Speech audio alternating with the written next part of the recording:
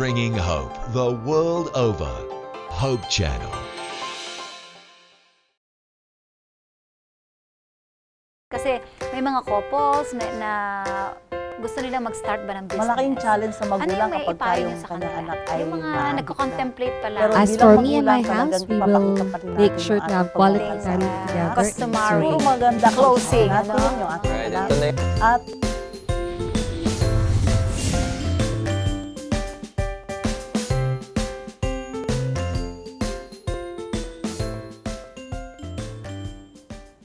Mga kaibigan, napapansin niyo po ba na tayo ay nabubuhay sa tinatawag na fast-paced society? Para bang everybody is busy, ano po, kasi parents are at work, ang mga bata ay nasa school, at parang maraming mga activities po na abalang-abala ang lahat. At since tayo nga po ay nabubuhay sa mundong ika nga ay nasa high technology, nasa computer age, ano po, postmodernization. Ayan. Ang ating mga anak po ay iba't iba rin ang kanilang mga activities at maging yung mga laruan nila, pinagkakaabalahan nila ay naiiba din. Kaya ngayon po ay pag-uusapan natin, ano ba ang mga bago na mga gadgets, mga activities na pinagkakaabalahan ng ating mga anak at ano naman ang ating maitutulong ano po sa ating mga pamilya upang magabayan ang mga anak sa tama pong paraan. Kaya ngayon, partner, ikaw ba, naalala mo ba noong unang panahon? Right. Ano ba yung mga activities mo nung bata Oo, ka? naalala ko. Alam ko lang eh. Simple lang naman. Jolene, tumbang preso, paning te. Yung mga larong Pinoy, di ba? Pero ngayon, matindi na, high-tech na. Yes. 3D na nga eh. Kita mo yun, tulad ng lumabas yung Wii. At yung, lagi pang na-update actually yung mga games ngayon. Yeah. Partner, every year na-update. May bagong version, may bago na namang technology. Kaya yung mga bata, believe ako, nasasakyan nila yung technology, yung update. Yeah. Ako ay huling-huli na ako. Ewan ko sa'yo, partner. Oo, alam mo, meron nga akong pamangkin, 3 years old. Alam na niya, pag ano na niya ng paghawak niya ng cellphone, alam niya kung saan pupunta yung games, ano, kahit hindi ganun kagaling siya, pero alam niya kung paano gagawin yun, ano? Kaya mga kaibigan, samahan niyo po kami, tumutok po kayo dito po sa ating episode na pinamagatang Kids at Work, at nag-invite po kami ng mga experts pagdating po sa pangangalaga at sa mga bata, ano po, makakasama po natin mamaya sa pagbabalik po ng programang As For Me and My House. One love, one family, one God.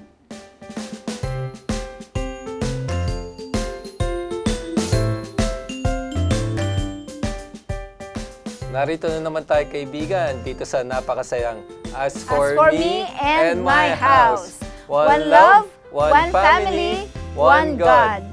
Alam mo, kaibigan, pipilitin namin maging high-tech ngayon kasi ito ang trend. Pero kasama natin ang mga experts ngayon, partner. Of course! Inspired tayo ngayon kasi nandito yung mga, silang lahat teachers sila. Ano? Excellent. Si Ma'am Esther Peñaflor ay nagtuturo sa isang Montessori dito sa Metro Manila. Si Ma'am Norlin Kadapan, siya ang tagapangasiwa ng sa children, Children's Ministries ng Seventh-day Adventist dito sa Luzon. Okay. At si Ma'am Josie Calera, siya rin ay tagapangasiwa sa mga bata dito naman sa Metro Manila. So, nagagalak tayo na makasama natin sila ngayon. Alam ko, partner, na marahil excited na rin yung ating mga viewers, pero magpipray muna tayo. Dear loving Father, thank you, Lord, for this time. And I'm also praying for our viewers. Hope they will learn a lot, especially in taking care of their kids and how to spend time with them wisely and according to your word. Maraming pong salamat sa amin pong mga guest at patuloy po kaming gabayan sa lahat ng aming pag-uusapan para lalong maging maganda ang kakalabasan ng aming pong show ngayon. Ito po ay aming hinihiling sa matamis sa pangalan ng aming Panginoong Jesus. Amen. Amen. Kids at Work. Yung mga bata natin, iba't ibang activities ngayon. Meron bang pagkakaibang activities ng mga bata ngayon at noong unang panahon? Bukod sa sinabi namin, syempre iba yung laro noon eh. Sipa, ano pa, Jolens, Ah, Sungka, yan ang mga natatandaan Larong ko na kanto. ano nun tumbang preso, luksong tinig. Piko. Yeah. Pero yun ba applicable pa rin talaga sa mga bata ngayon o dahil tayo na high-tech na tayo kailangan iba na rin yung kanilang activities? Actually po, ngayon sa DepEd po, meron na pong programa na binabalik na po yung mga dating laro. Katulad po ng mga sipa, tumbang preso, ginagawa na po yun sa mga school ngayon. Kasi ang isang ano dito ay ibabalik kung ano man po yung mga luma noon para alam ng mga kabataan ngayon na mas maganda yung mga laro noon kaysa sa ngayon.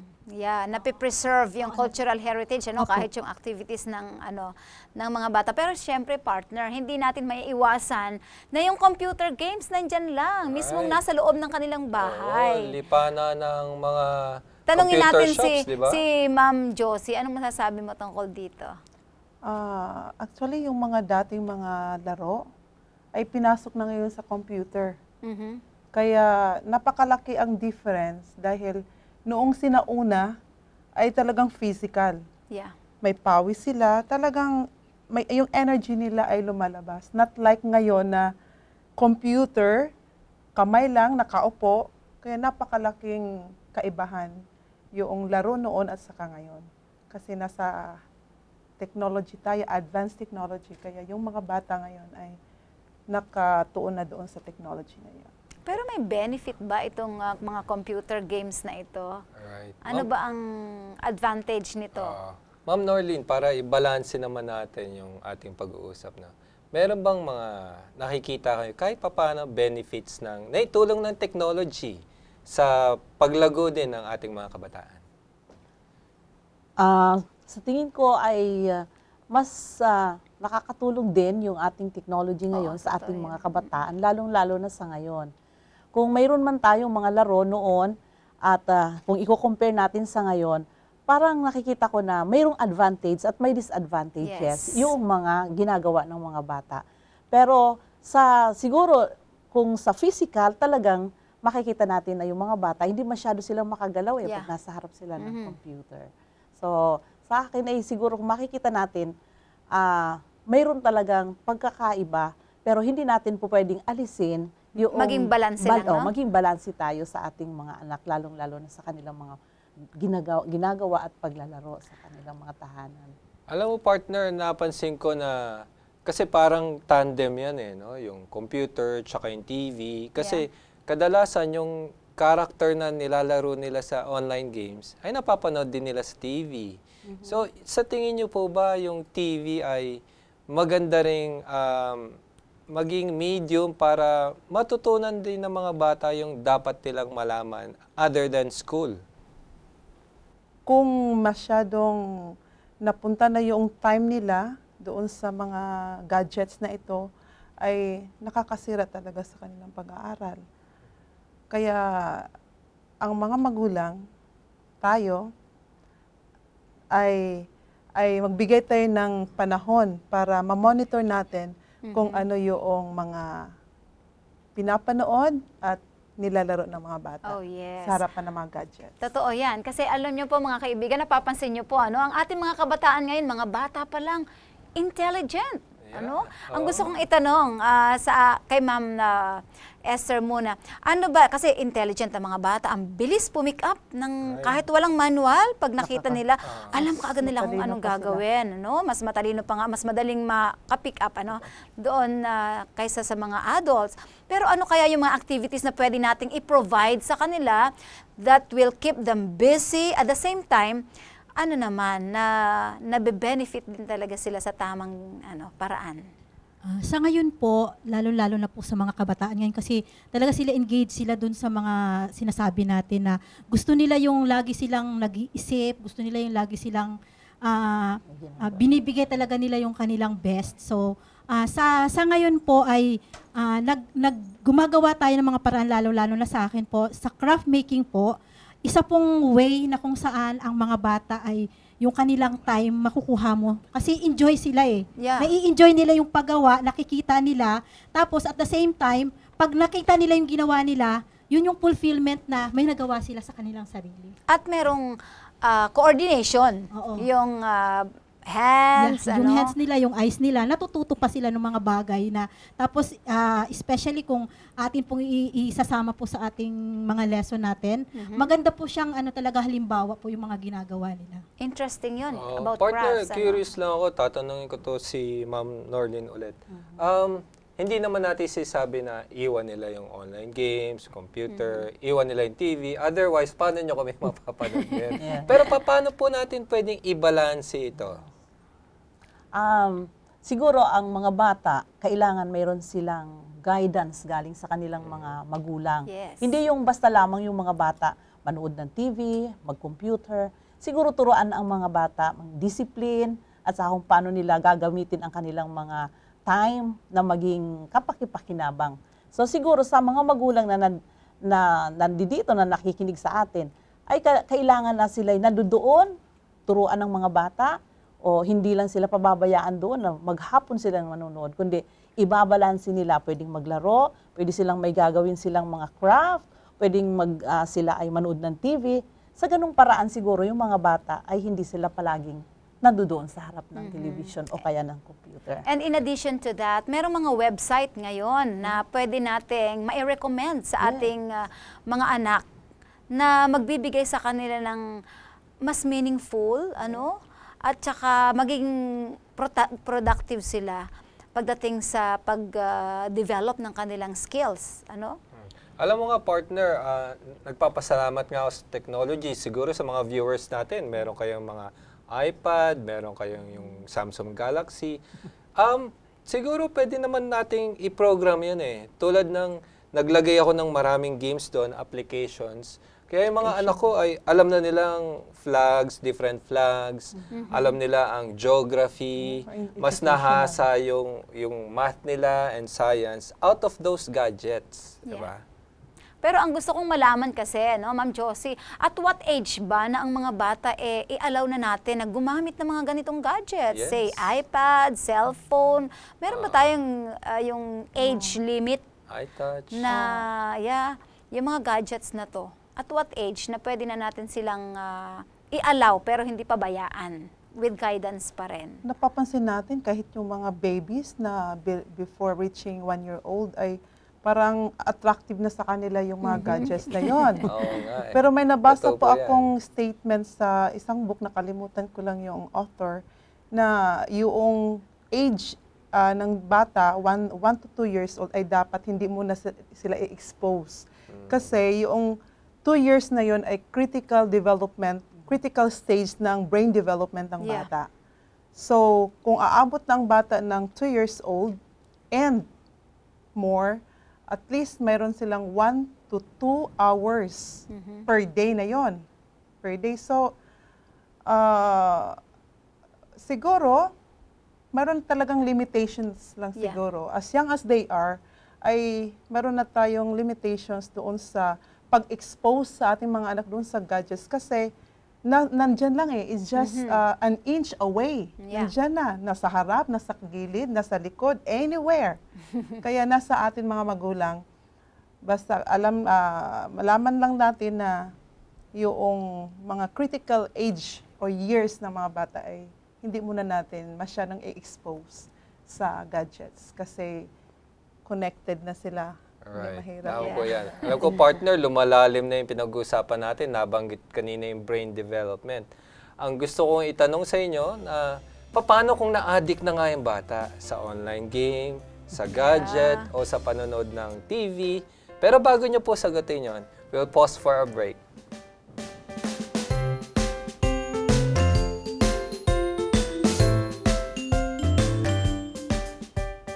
Kaibigan, welcome back. Dito pa rin sa As for me and my house, one love, one family, one God. Kaya nga kaibigan, sabi ko na lalo nga lumalalim ang ating pinag-uusapan ngayon. Kaya mabalik tayo, Ma'am Norlin. Paano ba kung sakasakaling na-addict na yung isang bata sa computer games o online games? Malaking challenge sa magulang kapag yung kanyang anak ay na-addict na.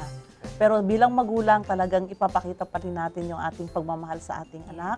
Siguro maganda kausapin natin yung ating anak at ipakita natin sa kanya kung ano ang mangyayari kapag ka talagang ito ay patuloy pa niyang gagawin. At siguro isa pa, ipanalangin natin yung ating anak. At kung talagang hindi na natin talaga kaya o hindi na siya kaya, ay ating sigurong ilapit na siya sa mga, i-refer na natin siya sa mga expert na pwedeng makatulong sa kanya para siya ay matulungan na gumaling sa ganong kanyang kalagayan. At siguro mayroon tayong pwedeng gawin sa ating mga anak na mga alternative na siguro gawin natin na yung ating anak, kung nakita natin na siya yung magaling siyang kumanta, i-enroll natin siya sa music lesson o kaya magaling siyang sa craft. Siguro maganda doon natin siya Yung dalhin interest. sa interest niya na siguro magiging kapaki-pakinabang pa at makakatulong din sa kanya. Partner, nabanggit ni Ma'am yung craft. Ano ba tong nasa harapan natin Oo nga ngayon? interesado ako dito. Mukhang si Ma'am Esther ang makakasagot sa atin yan. Actually, ang craft making po natin ngayon ay isa po sa paraan kung paano po yung mga bata na yung kanilang interest po. May mga bata kasi na ayaw nila nung nag-aaral sila, gusto nila yung may hinahawakan sila. Nag-aano sila. So, ang gagawin po natin ngayon, yung craft po natin ngayon ay yung star, na gagawin po natin siyang mobile. And kapag tayo po'y gumagawa ng craft, lagi nating i-ano sa bata, yung ano yung lesson na makukuha niya. Bali, isasama natin sa kanila na ito ginawa natin to dahil ito yung lesson na dapat nating makuha dito. Yan po. So, At syempre, importante ang color, ano? oo, yun yung color. Sa mga bata po, gusto nila talaga yung colorful. Ayan. So, Pwede mo bang i-demo? Okay. Okay. So, Sige, hawakan ko. meron po tayo din, kailangan lang po natin dito ay ito pong stick. May stick po tayo lalagyan. Then yung atin pong strips ng paper. Then syempre glue, kailangan po natin yan. And ang gagawin lang po natin parang tuturuan kasi 'di ba yung pagbabanig dati? Yeah. Sa mga medyo may mga edad na natin, talagang marunong tayong gumawa pero mga bata ngayon hindi na po nila alam. So ganito lang po siya. Kukuha po tayo ng kung ano po yung gusto nyong color. For example, mga bata gustong-gusto nila ng iba-ibang color. So kukuha kayo ng 4 na strips na to na nakatupi na siya. Then pag tinupi po natin siya, hindi po siya pantay. Okay. So kailangan mas mahaba. Yung mas mahaba po ilalagay po natin siya sa taas. So, ang bawat isa pag natin, ito po ilalagay po natin ng ganito. Yan. So naka-X na po siya. Then ilalagay natin yung another one. Ito. Yung taas, laging taas yung mahaba. Papasok natin siya ng pagganito. Tapos yung pinaka-last para po siya malak, papasok po natin doon sa una kanina nating ginawa. Ayan. So kapag naganyan natin, ito na po siya. Yan ang first step. Ito yung first step. Ito na po siya. Ito yung first step natin. Then ang gagawin natin dito, bakit po siya naging 4? So ang gagawin natin dito ay atin pong itutupi ito. Para maganda yan. Para maging 4 po siya kasi hindi po siya magiging star kung ang tawag po dito ay dimensional, 3-dimensional siya. So itutupi po natin ng ganito. Tapos itutupi po rin natin dito.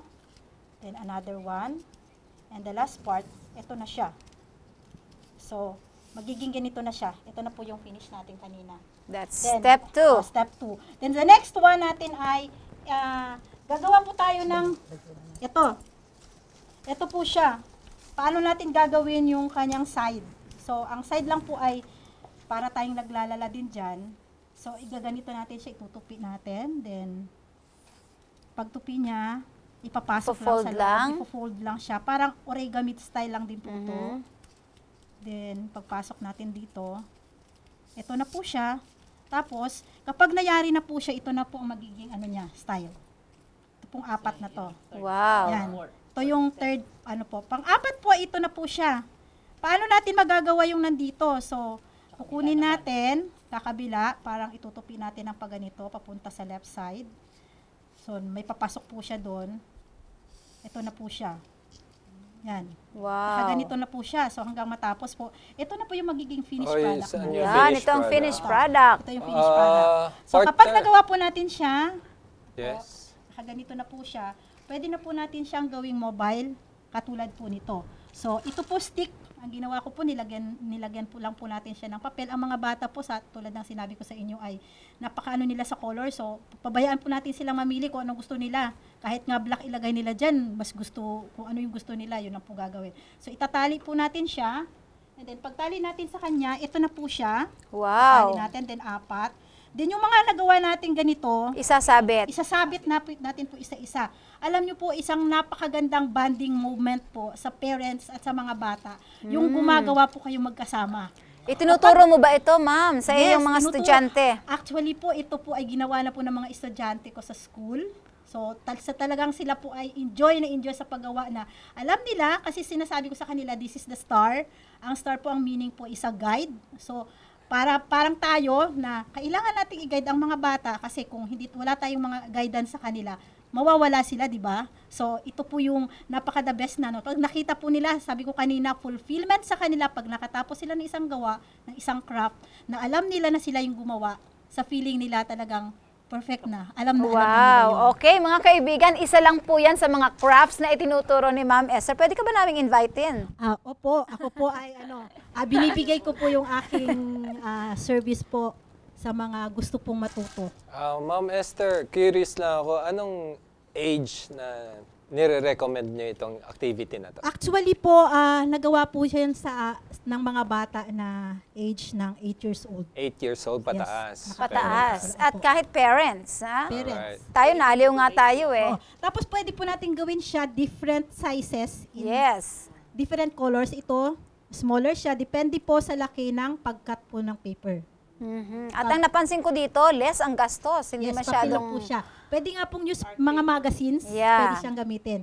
Kaya lang, Siguro gawin natin yung dahon ng yun.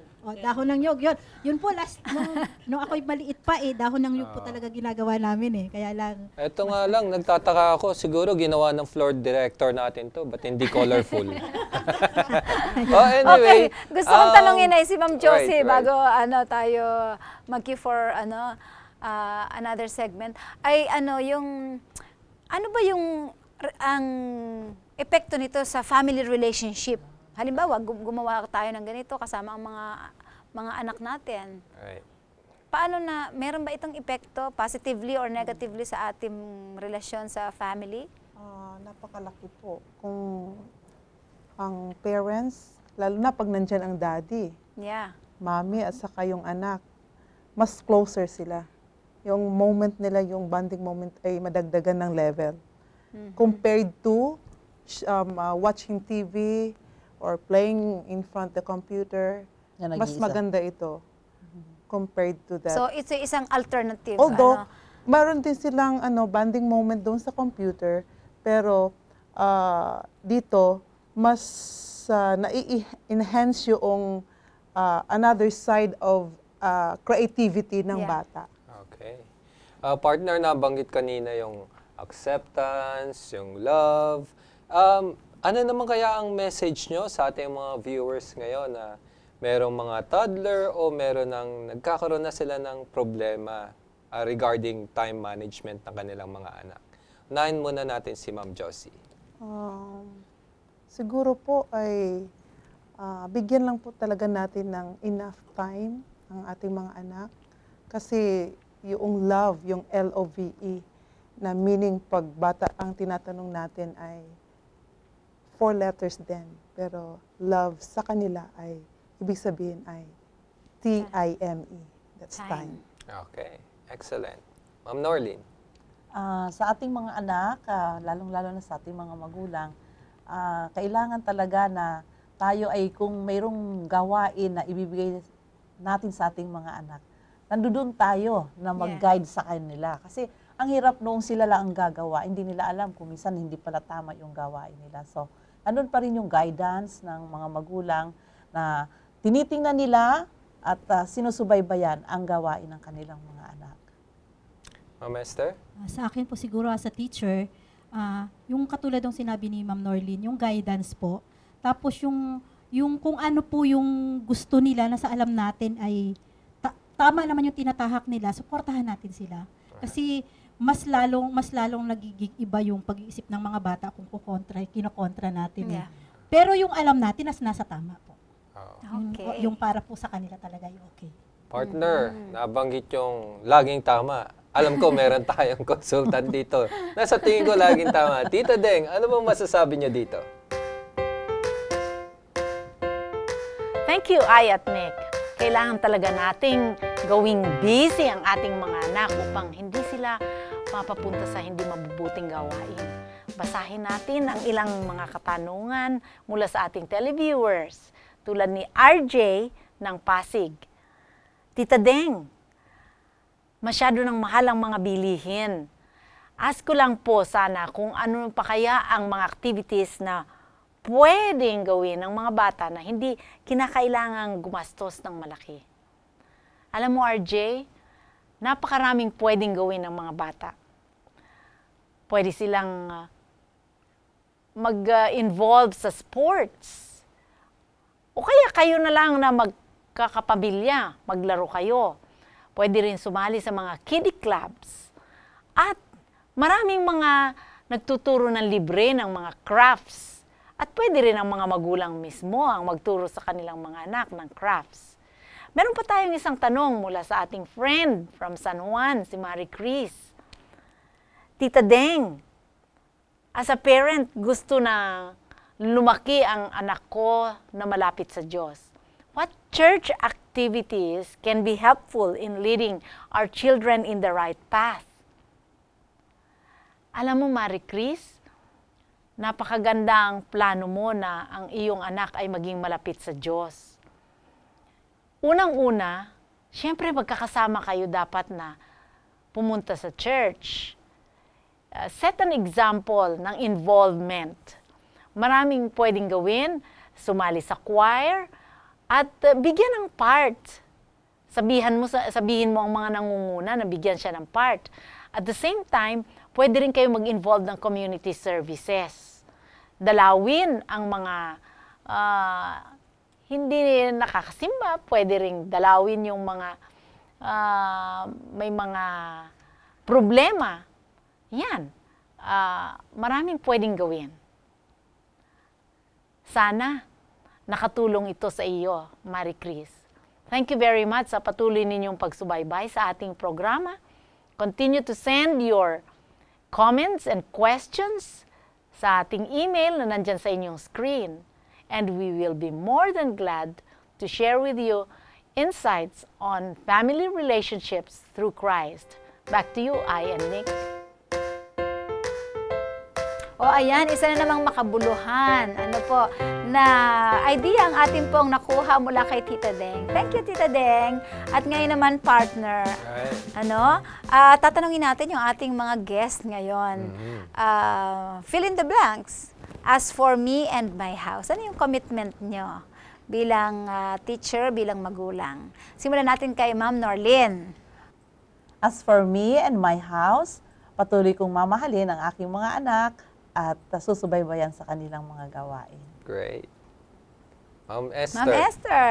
As for me and my house, patuloy ko pong i-guide ang mga kabataan, yung mga batang aking tinuturuan, na yung kanilang interest ay mapukaw po kung saan po yung kanilang interest talagang gusto. Ma'am Josie. As for me and my house, I will try my best to give quality time, not only quality but quantity time for my kids and my family. Partner. As for me and my house, I will see to it that I'll spend time and develop them according to their interests.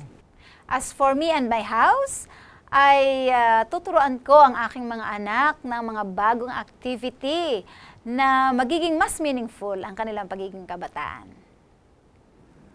O yan, kaibigan, siguro naman kung parent ka, ay nagkaroon ka ng insights paano harapin ang sitwasyon ng mga bata ngayon. O kung sakasakali naman na ikaw ang naglalaro ng computer games, na lulun sa online games, meron ka ring broader perspective sa mga nararanasan din ng mga parents na galing sa ating mga experts. Kaya nga, dito pa rin tayo, lagi manonood at laging matututo sa As for me and my house. One love, One family, one God. Okay, see you next time, friends. Bye.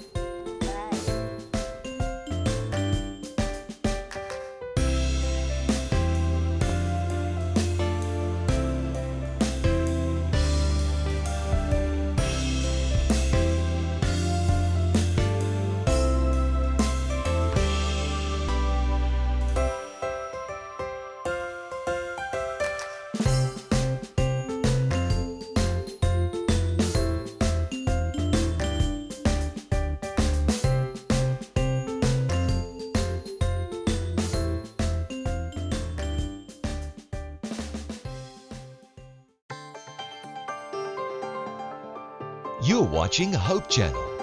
Around the world.